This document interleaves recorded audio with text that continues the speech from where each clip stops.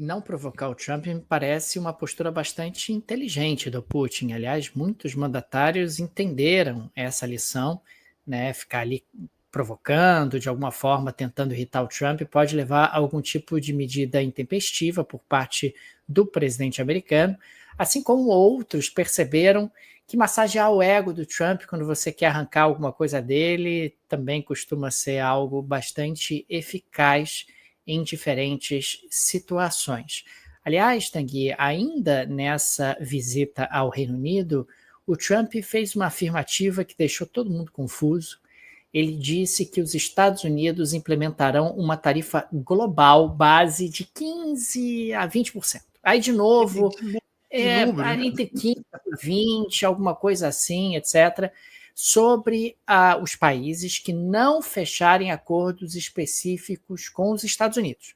É claro que estão excluídos países que são potências, como é o caso da Índia, China e até mesmo o próprio Brasil. Anteriormente, ele havia sugerido um intervalo mais amplo, de 15% a 50%, mas agora o intervalo é de 15% a 20%, mas pode ser que semana que vem o intervalo tenha sido modificado.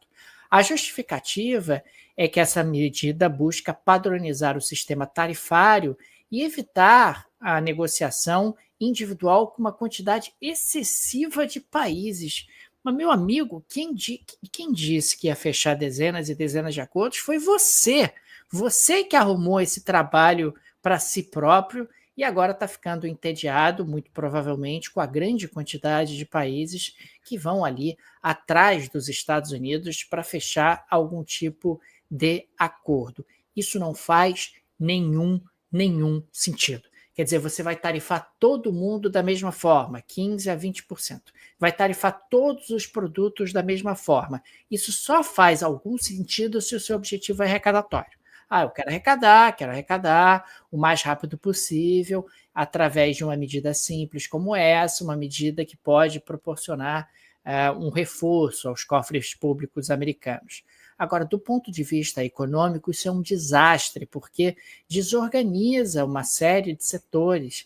15% a 20% de tarifa não é pouca coisa para os Estados Unidos. Os Estados Unidos estão acostumados a praticar 2%, 3%, 4% de tarifa. Esse é o normal nos Estados Unidos. Existem produtos que você quer incentivar a entrada e, consequentemente, você quer praticar tarifas reduzidas.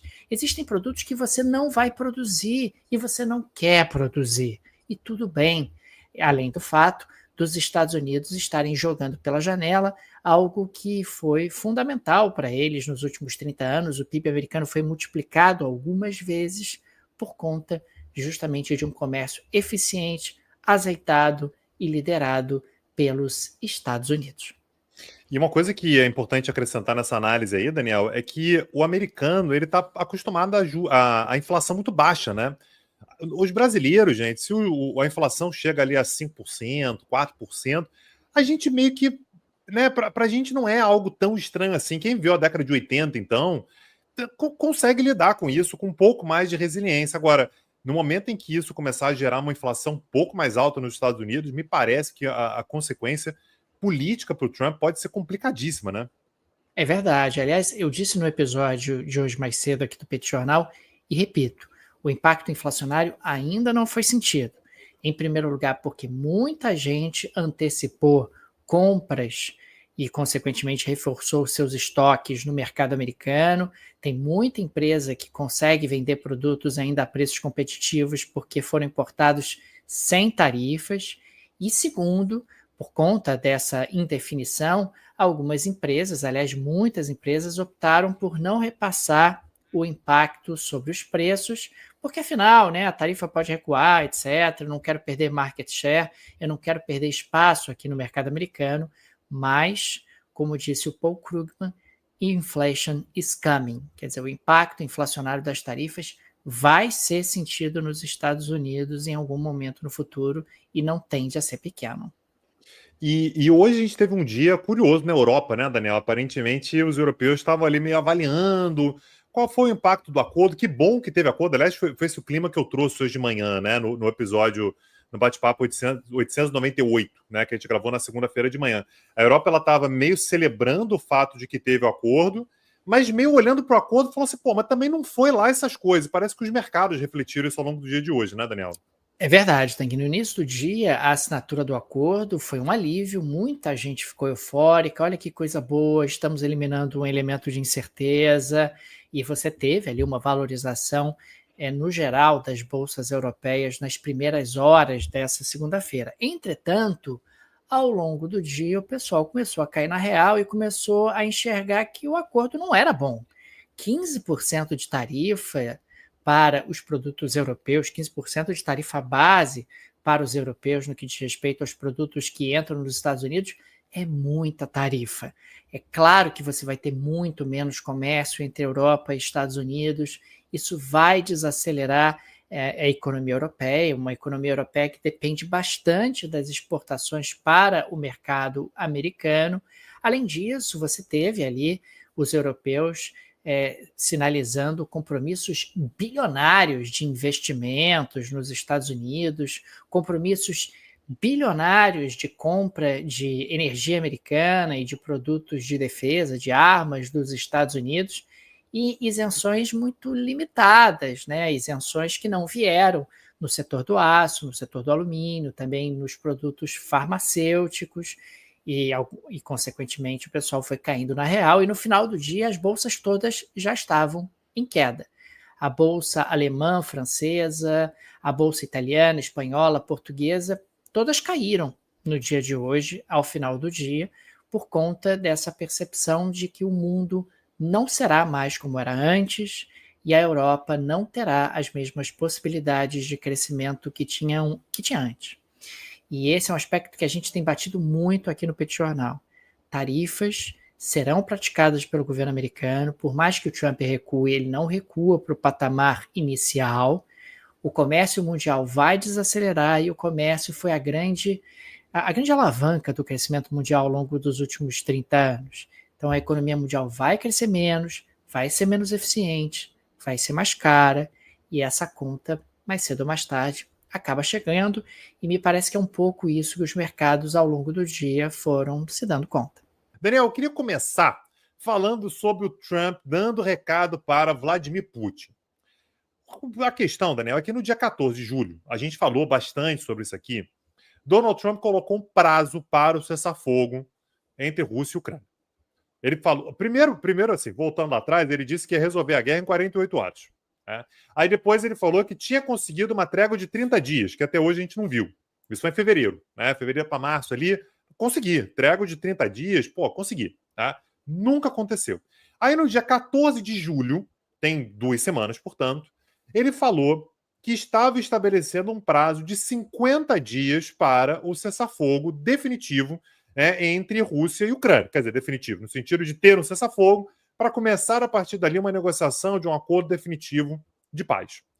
Hoje, ele estava lá na Escócia, né, encontrou lá com Keir Starmer, né, o primeiro-ministro britânico, e ele deu mais uma entrevista, né, aquelas entrevistas que ele dá meio negócio meio fora do protocolo e tal. Ele falou assim, é o seguinte, mudei de ideia e 50 dias não vai adiantar nada, né, e 50 dias eu tô achando que é tempo demais. E agora o novo prazo vai ficar em algo entre 10 e 12 dias. Eu achei interessante, né? Porque ele falou assim, vai ser um dos dois números. Ele trata essa quantidade de dias como simplesmente um número.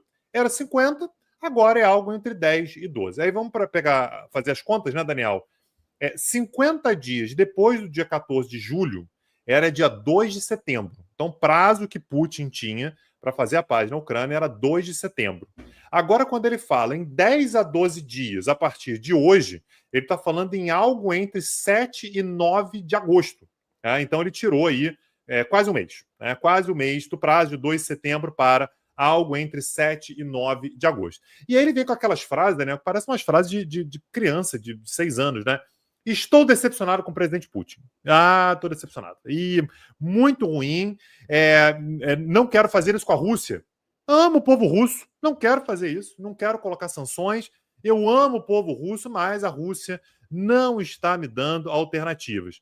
E aí, Daniel, ele ficou nessa de eu tenho sido um grande pacificador. Então ele falou sobre o papel dele na construção de grandes acordos internacionais, como, por exemplo, Índia e Paquistão, Ruanda e Congo. Ele falou sobre Tailândia e Camboja, né? São todas grandes questões aí que, pô, participei da solução e tal. Eu vou dar um jeito de solucionar.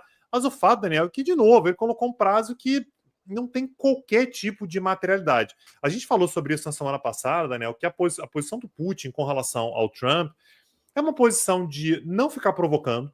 O Putin, ele faz uma avaliação do Trump, isso, várias fontes na Rússia dizem isso, que a avaliação que o Putin faz do Trump é de que é um cara imprevisível e que muitas vezes está disposto a escalar, né, as tensões, ele pode falar mais alto, ele pode tomar alguma medida intempestiva, não dá para saber o que o Trump vai fazer. Então o Putin, ele evita provocar, ele não vai a público para negar o que o Trump está dizendo, para contradizer, ele não faz isso. Agora, o Putin continua fazendo a guerra no ritmo que ele quer fazer. Tá? Ele está bombardeando as cidades ucranianas, ele segue avançando. Então, meio que a posição do Putin é: deixa o Trump falar o que ele quiser, o tempo vai passando, né? E eu vou ganhando o meu tempo aqui. Então, mais um prazo, Daniel, que certamente me parece que vai cair no vazio mais uma vez. O Trump não tem nenhuma possibilidade de fato, impor algum tipo de sanção ou de consequência para o Putin. Naturalmente, quando ele fala sobre esse prazo, Daniel, ele está falando sobre aquelas sanções secundárias, né, sobre as quais a gente falou. Então, a possibilidade de países que façam negócio com a Rússia serem sancionados por tabela, né, o que seria, portanto, um grande desincentivo. Mas não me parece que, pelo menos até o momento, isso possa ser aplicado. E quando o Trump diminui o prazo, Daniel, para 7 a 9 de agosto, está muito perto, né? Então, daqui a pouco, ele vai ter que ou dar uma resposta, ou ampliar o prazo, ou simplesmente descumprir a ameaça que ele fez.